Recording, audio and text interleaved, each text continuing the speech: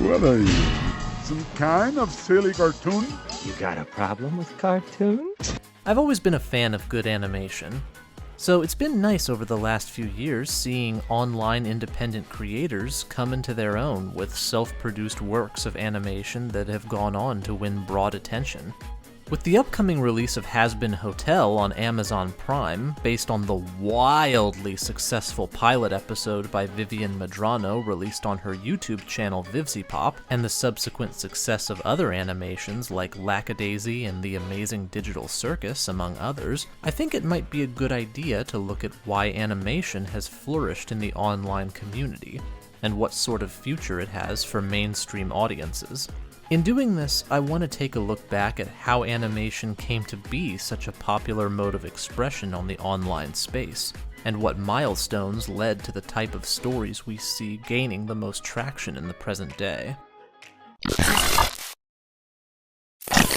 Animation has had to walk a long road to be taken seriously by Western audiences. While the medium tends to be more socially accepted as an art form in certain cultures like Japan, over here it's taken quite a while for animation to be taken seriously as an artistic medium for adults.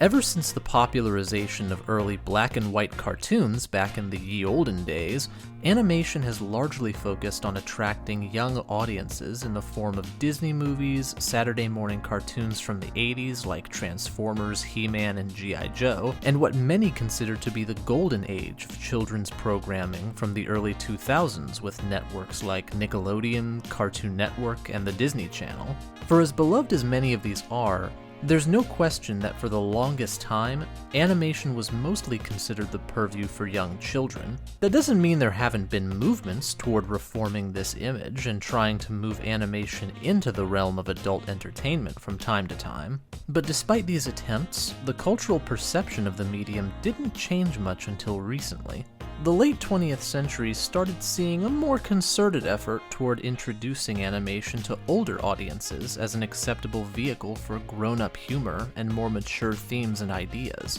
This trend was most effective in the realm of comedy, with landmark shows like The Simpsons in the late 80s redefining the boundaries that animation could draw in terms of portraying more adult-oriented jokes. With The Simpsons opening the floodgates, animated shows would begin to employ something of a two-pronged approach throughout the 90s aimed at softening the attitudes of the general public toward adult content in animated media. One way this was undertaken was by releasing more adult animated sitcoms like Family Guy, Beavis and Butthead, King of the Hill, and Daria, which targeted older audiences by using increasingly vulgar language and gags, and also by tackling issues more relevant to adult audiences.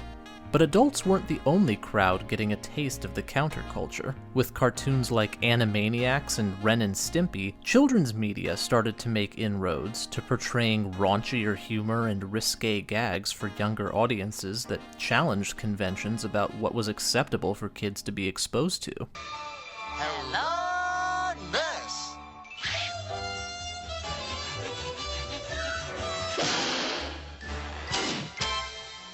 Later cartoons such as SpongeBob SquarePants and Invader Zim on Nickelodeon, and Ed, Edd n Eddy on Cartoon Network, would take advantage of this new license and incorporate subtle jokes and innuendos into their episodes that usually only adults would pick up, but would still lend a certain edge to children's animation that hadn't really been present in the medium since the days when old cartoon characters could be seen smoking cigars, gambling, drinking booze, and walloping the ever-loving noodle-armed shit out of each other.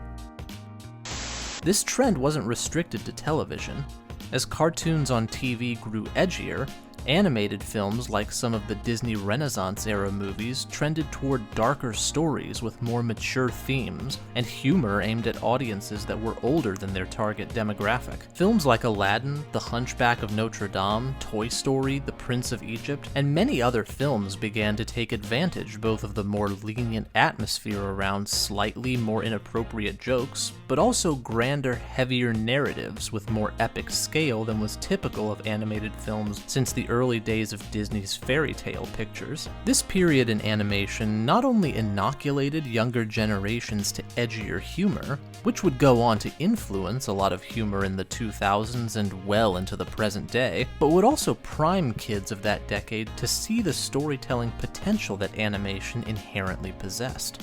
As the 2000s progressed, other networks would build more of an identity around this new adult brand of animation, like Adult Swim, the late-night animation block on Cartoon Network, which syndicated many popular, strictly for adults series like Aqua Teen Hunger Force, Rick and Morty, The Venture Brothers, Robot Chicken, and various other programs from Fox like Family Guy, Futurama, and more. Having these shows air on the same channel as the network that typically showed cartoons for younger children gave those children more ready access to content that would have been considered unsuitable for them. A lot of kids growing up in this era who watched Cartoon Network were more exposed to adult animation at an early age because of this, and that access had a significant impact on the style of animation and humor that later independent animators would go on to create on platforms like YouTube not much later.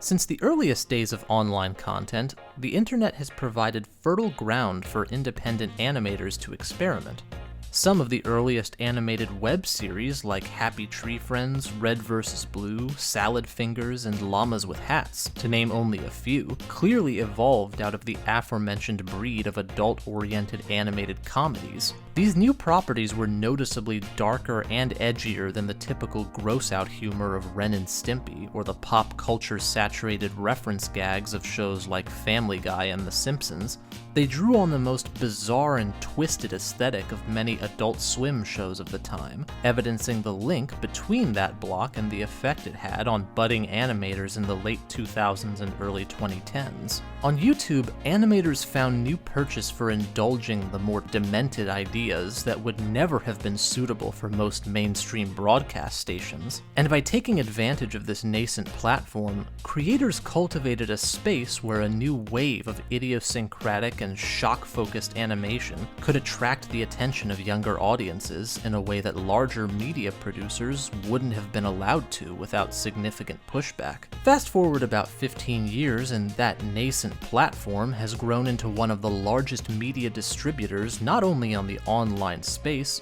but on the planet. And with that rise in popularity, necessarily comes a rise in traffic. Today, animators on YouTube are able to create content at much higher levels of production due to the greater pool of ad revenue earned from larger audiences, as well as Patreon donations and Kickstarter campaigns to help fund their projects and get them off the ground. This environment's grassroots method of funding, as well as the direct engagement between creators and their audience that social media facilitates, has enabled a renaissance for online indie animated series, with many different creators being empowered to find widespread and even in some cases mainstream success after starting from the bottom up with little to no help from major studios outside YouTube. Perhaps the most salient example of this is with Hazbin Hotel and Helluva Boss, the two breakout success stories of Vivian Medrano, the mind behind the animation channel Vivziepop. After releasing a crowd-funded pilot episode on YouTube in 2019, this franchise has managed to explode in popularity online without even putting out a second episode yet, not only managing to accrue a rapidly growing fan base, but also an even more successful spin-off series.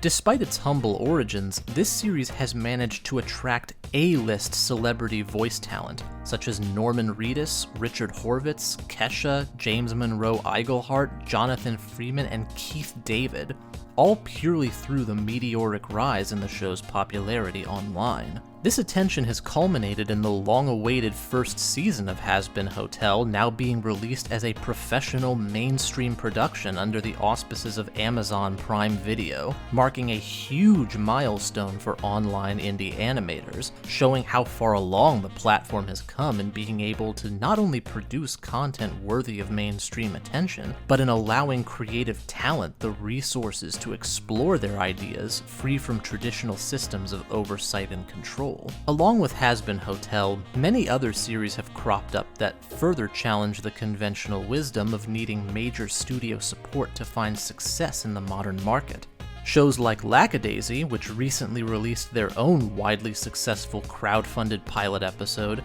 and the Amazing Digital Circus by YouTube channel Glitch, that just a couple months ago released their own pilot episode that to date has garnered a forehead-smacking 150 million views, show that people are hungry for content like this, and that audience support and funding has become a viable new method for development. A lot of these shows have evolved from that tendency toward irreverent, countercultural dark humor and mature themes that subvert traditional expectations of what animation as a medium should be used for, such as sexual content, crude humor, existential themes, and experimental storytelling. In many ways, modern independent online animated series represent the culmination, or at least the most recent step, in the evolution of a decades-long trend toward rehabilitating people's perception of animation and its capabilities for storytelling.